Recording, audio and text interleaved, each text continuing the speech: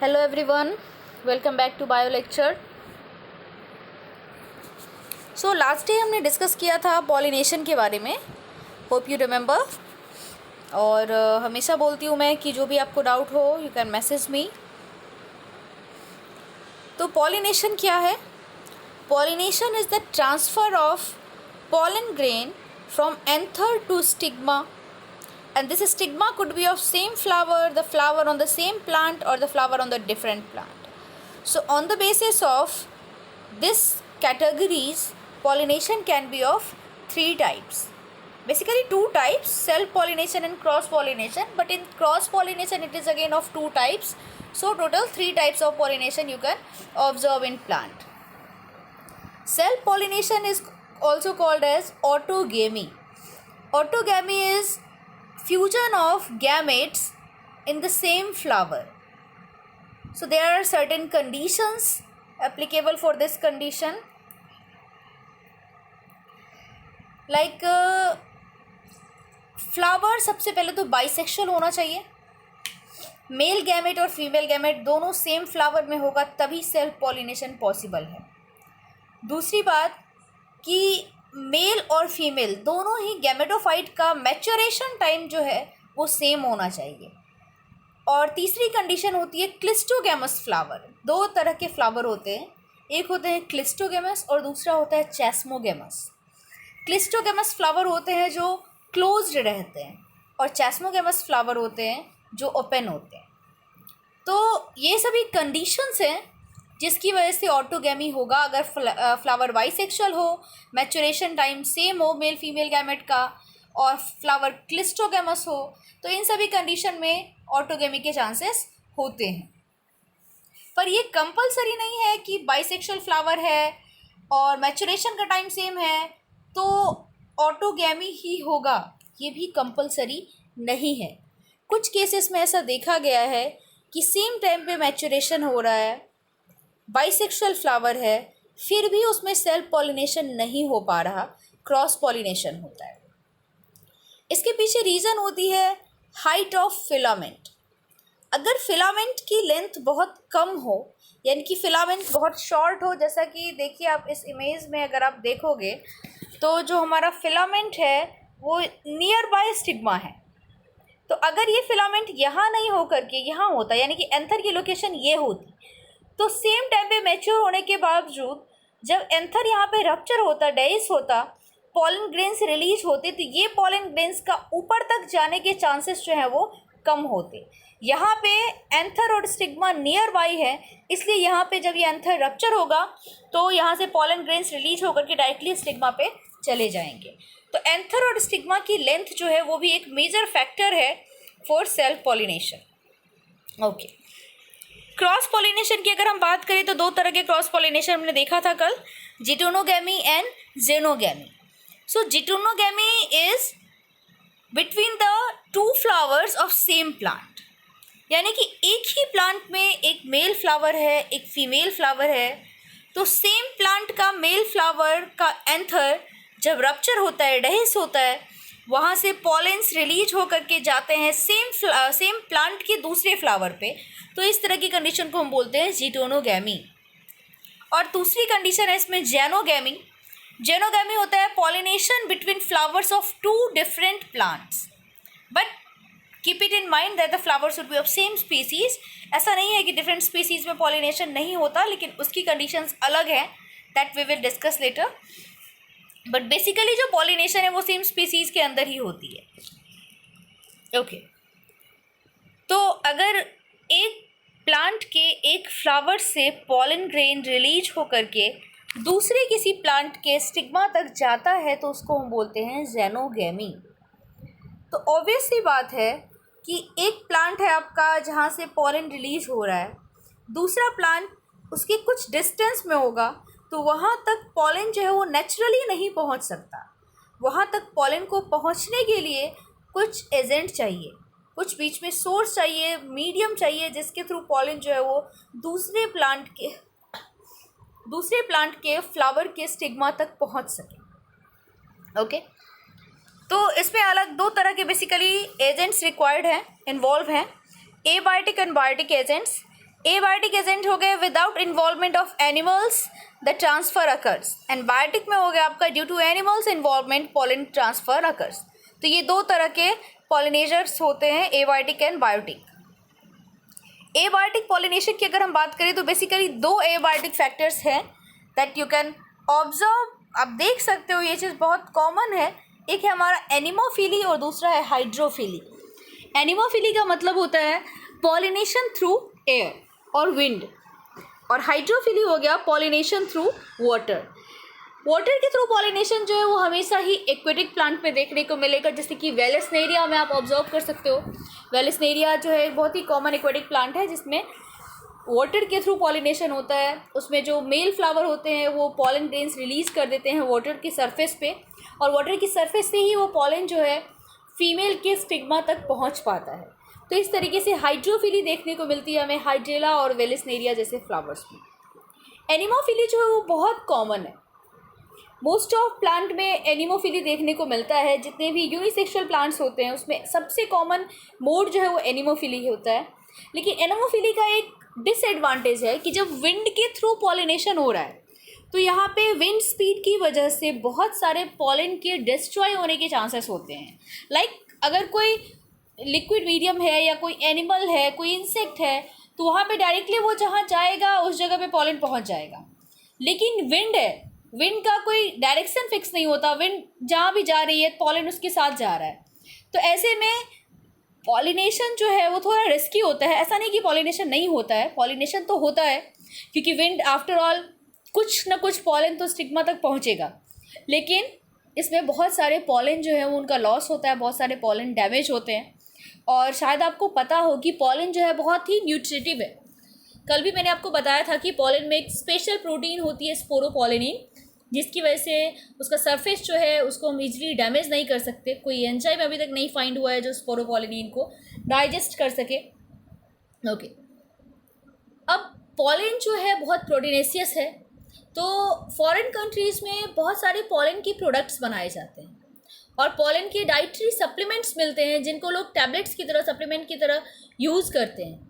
तो पॉलन एक बहुत ही अच्छा न्यूट्रिशियस सोर्स है, तो उसका इस तरह से वेस्ट होना हमारे लिए एक डिसएडवांटेज है। और इसलिए जो एनिमोफिलस प्लांट होते हैं जिनमें विंड के थ्रू पॉलिनेशन होता है, इस तरह के प्लांट में नंबर ऑफ पॉलन भी बहुत ज़्यादा बनते हैं। इसमें पॉलन का कोई फिक्स काउंट नहीं होता, बहुत सारे पॉलन फॉर्म होते हैं ताकि कुछ ना कुछ पॉलन जो है वो आपकी स्टिग्मा तक पहुंच पाए। ओके, नेक्स्ट अगर हम देखिए बायोटिक पॉलिनेशन में, तो बायोटिक पॉलिनेशन जो है वो ऑब्वियसली बात है कि लिविंग ऑर्गेनिज्म की वजह से होगा। कोई एनिमल्स, बर्ड्स, कुछ भी इसमें इन्वॉल्व हो सकते हैं। यहाँ पे बेसिकली 3 टाइप्स आपको बताया गया है, जूओफिली, ऑर्निथोफिली एंड एंटोमोफिली। तो zoophily is pollination due to animals, जैसे कि बैट्स हैं, बर्ड्स हैं। आपने हमिंग बर्ड को देखा होगा, बहुत छोटा सा बर्ड होता है वो। तो ये छोटी सी चिड़िया जब किसी फ्लावर पे जाती है, birds usually move to flowers, तो जब वो किसी फ्लावर पे जाते हैं तो उनके विंग्स से या उनके जो लिम्स होते हैं उसके थ्रू, लिम्स में अगर पॉलन्स चिपक जाते हैं, उसमें स्टिक हो जाते हैं, तो पॉलन्स जो है वो विंड में लिम्स में अटैच हो जाते हैं। उसके बाद जब वो बर्ड दूसरी किसी जगह पे, दूसरी किसी फ्लावर पे जाएगी तो वहाँ पे वो पॉलन उसके साथ चले जाते हैं और इस तरीके से पॉलिनेशन हो जाता है। बैट भी फ्लावर में जाते हैं तो बैट के लिम्स के थ्रू भी पॉलिनेशन होने के चांसेस रहते हैं। इसके अलावा अगर हम देखें तो ह्यूमन बीइंग भी कहीं ना कहीं एक फैक्टर होता है। जो गार्डनर्स होते हैं, गार्डनर्स अलग अलग प्लांट को ट्रीट करते हैं, उनके हाथों के थ्रू कई बार पॉलिनेशन हो जाता है, या आप फ्लावर प्लग करने चाहते हो तो उसके थ्रू भी आप पॉलिनेटर बन सकते हो। नेक्स्ट है ऑर्निथोफिली।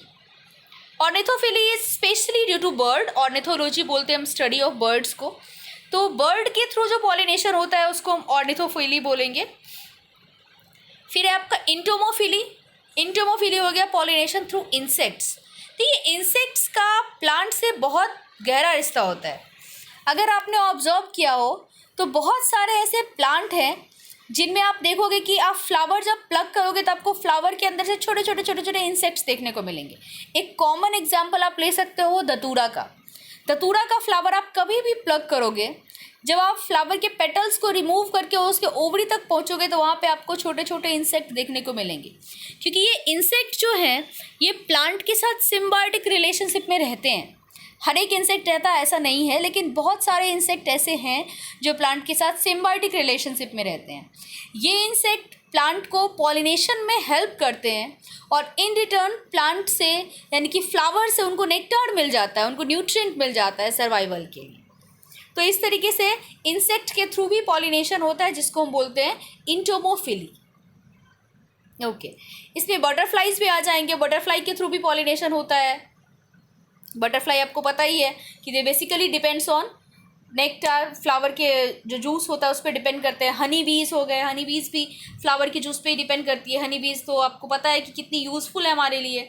वो अलग अलग फ्लावर से नेक्टार कलेक्ट करके हनी बनाती है और हनी हमारे लिए बहुत ही इंपॉर्टेंट होता है। बहुत ज़्यादा उसके मेडिसिनल यूज हैं, कॉस्मेटिक यूज हैं।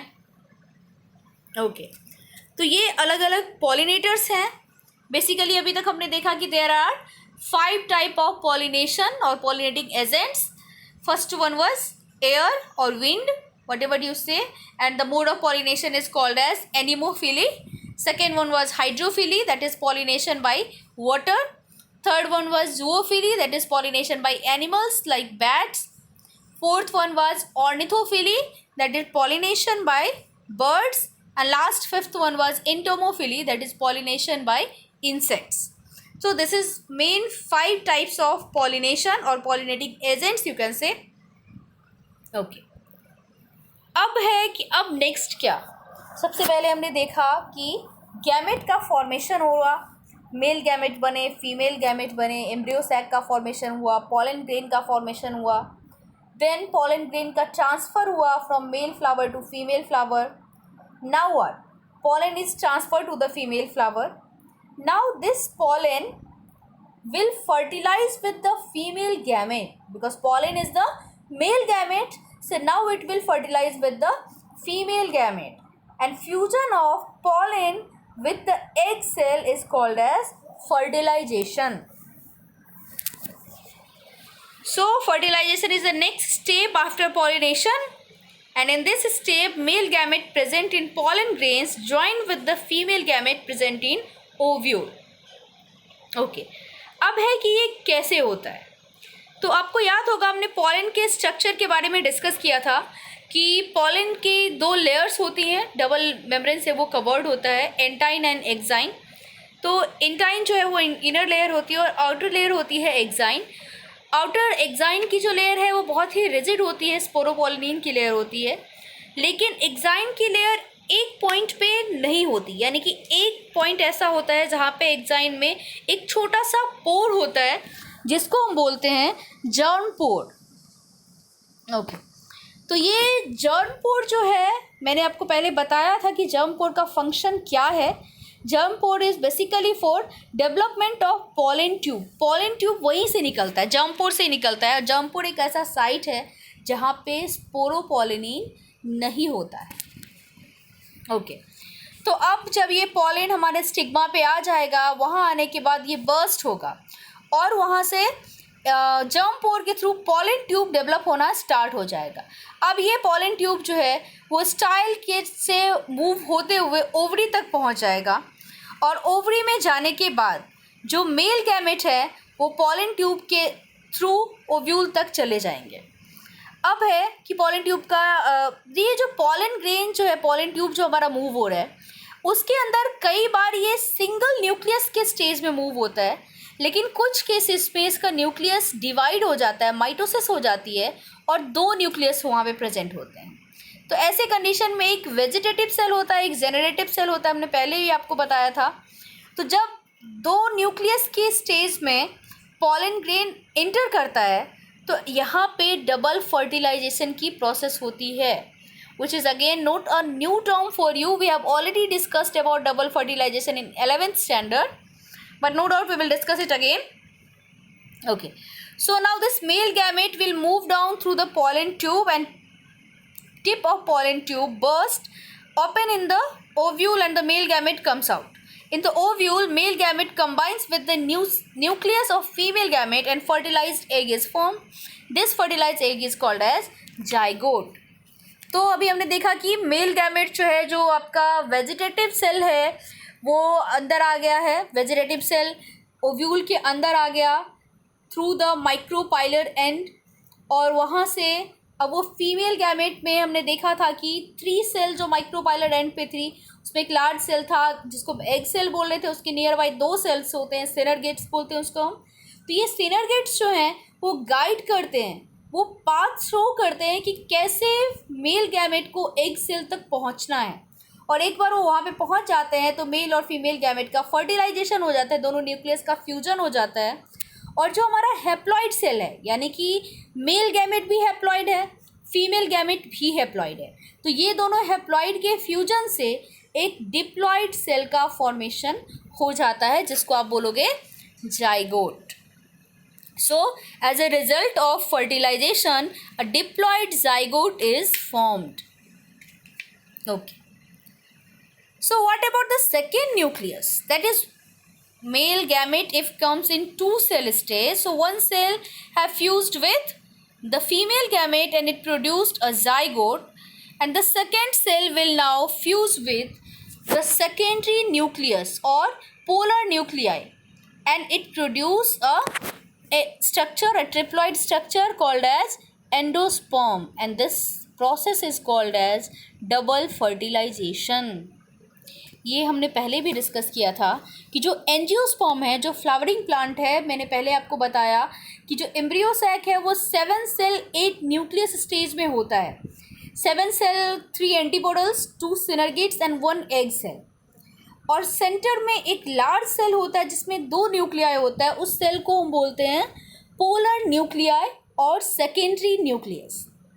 तो ये जो हमारा सेंट्रल लार्ज सेल है, एक मेल गैमेट जाकर के उस सेंट्रल सेल से फ्यूज हो जाता है और ये ट्रिप्लॉइड स्ट्रक्चर हो जाए, क्योंकि जो आपका सेंट्रल सेल है उसमें ऑलरेडी 2 न्यूक्लियस हैं, यानी कि वो डिप्लॉइड स्टेट में है, और मेल गैमेट के जाने के बाद 3 न्यूक्लियस हो जाएंगे तो वो ट्रिप्लॉइड स्ट्रक्चर फॉर्म करेगा. तो ये ट्रिप्लॉइड स्ट्रक्चर जो फॉर्म होता है उसको हम बोलते हैं एंडोस्पर्म, और इस प्रोसेस को डबल फर्टिलाइजेशन.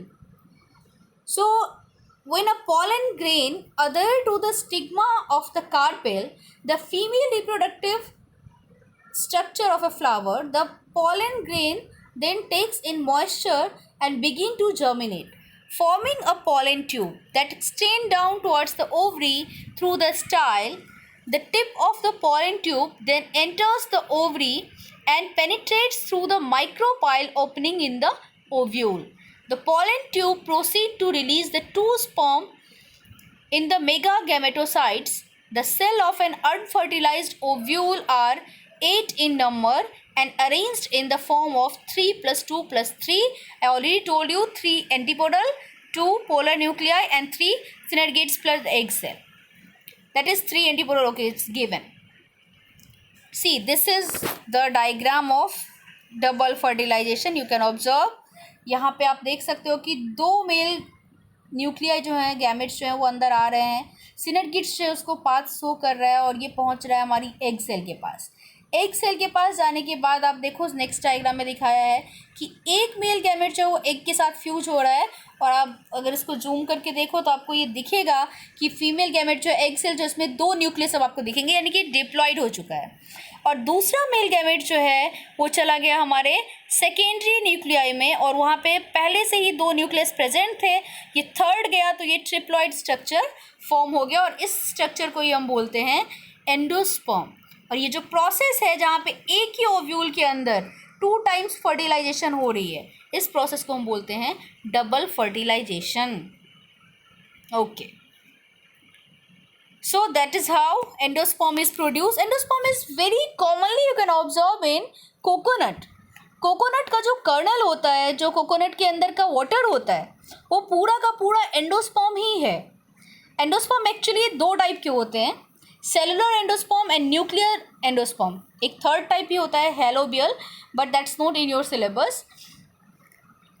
तो न्यूक्लियर एंडोस्पर्म में क्या होता है कि इनिशियली जब ये एंडोस्पर्म का फॉर्मेशन होता है तो इसके न्यूक्लियस जो है वो डिवाइड होते जाते हैं, मल्टीपल टाइम्स न्यूक्लियस का डिवीजन होता है, और इतने सारे न्यूक्लियस प्रेजेंट होते हैं हमारे कोकोनट वाटर में, इसलिए ऐसा बोला जाता है कि coconut water is full of energy, बहुत ज़्यादा एनर्जी होती है क्योंकि वो पूरा न्यूक्लियस का ही बना होता है, बहुत मिलियंस ऑफ न्यूक्लियस होते हैं उसमें, तो उसको हम बोलते हैं न्यूक्लियर एंडोस्पर्म। और टाइम के साथ वो सेल डिवाइड करना शुरू करती है, हर एक न्यूक्लियस जो है उसके ऊपर साइटोप्लाज्म डिवाइड हो जाते हैं और वो एक इंडिविजुअल सेल बन जाता है, तब हम उसको बोलते हैं सेलुलर एंडोस्पर्म। दूसरा एंडोस्पर्म का एक कॉमन एग्जांपल आप देख सकते हो मेज़ में। मेज़ को अगर आपने ऑब्जर्व किया हो तो मेज़ में ऊपर से जो येलो वाला पोर्शन पूरा का पूरा दिखता है वो एंडोस्पर्म रीजन होता है। मेज़ में जो उसका कॉटिलेडन है वो बहुत छोटा सा पार्ट है। अगर आप एक मतलब सॉफ्ट पार्ट जो होता है मेज़ का, मतलब अगर आप एक मेज़ की ग्रेन को डाइसेक्ट करके देखोगे तो उसके नीचे एक वाइट कलर का छोटा सा पार्ट आपको मिलेगा, दैट इज़ द कॉटिलेडन इन मेज़, और remaining complete part is endosperm. तो मेज़ जो है उसमें एंडोस्पर्म लॉन्ग टाइम तक रहता है और इसलिए मेज़ भी बहुत हेल्दी माना जाता है, बहुत सारा न्यूट्रिएंट होता है उसमें। ओके, यहाँ पे फिर आपको बताया कि the haploid sperm and haploid egg combine to form diploid zygote, the process being called syngamy, while the other sperm and the two haploid polar nuclei of the large central cell of the mega gametophyte form a triploid nucleus, triple fusion. Some plant may form polyploid nuclei. हाँ, कुछ cases में ऐसा भी देखा गया है कि कुछ प्लांट जो है वो पॉलीप्लॉइड न्यूक्लिया भी शो करते हैं। कई केसेस में ऐसा भी होता है कि न्यूसेलर सेल्स, एंटीपोडल सेल्स, सिनर्गेट्स, ये भी प्लॉइडी लेवल, मतलब ये भी डेवलप हो जाते हैं ओव्यूल्स में, सीड्स में। The large cell of gametophyte will then develop into the endosperm, a nutrient-rich tissue which provide nourishment to the developing embryo. The ovaries surrounding the ovules develop into the fruit which protect the seed and may function to disperse them. The two central cell maternal nuclei that contribute to the endosperm arise by mitosis from the same single meiotic product that gave rise to the egg. The maternal contribution to the genetic constitution of triploid endosperm is double that of the embryo. यानी कि female का ही diploid होता है और haploid mail के combination से एक endosperm का फॉर्मेशन होता है।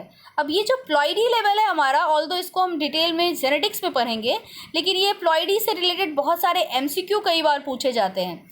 लाइक आपको इस तरीके से पूछा जा सकता है कि एक प्लांट में इतने एंडोस्पर्म है, लाइक नंबर ऑफ गैमेट्स इतना है, एंडोस्पर्म इतना है, तो कितने बार माइटोसिस की प्रोसेस हुई, इस तरीके से आपको क्वेश्चंस दिए जा सकते हैं। तो आप ऐसे क्वेश्चंस जो है एमसीक्यू जो आप सॉल्व करो, या फिर नेक्स्ट लेक्चर में मैं आपको इस तरह के प्रॉब्लम्स बताऊंगी कि कैसे करने हैं। बहुत ईजी है, और वंस अगेन मैं आपको यही बोलूँगी कि एक बार आप एनसीईआरटी को रीड करो, इन जो भी आपके डाउट्स हैं वो एनसीईआरटी में क्लियर हो जाएंगे, और अगर उससे नहीं हो रहे हैं तो you can message me any time, I will give you the reply. Okay, thank you so much. Next day we will start artificial hybridization. Okay, bye.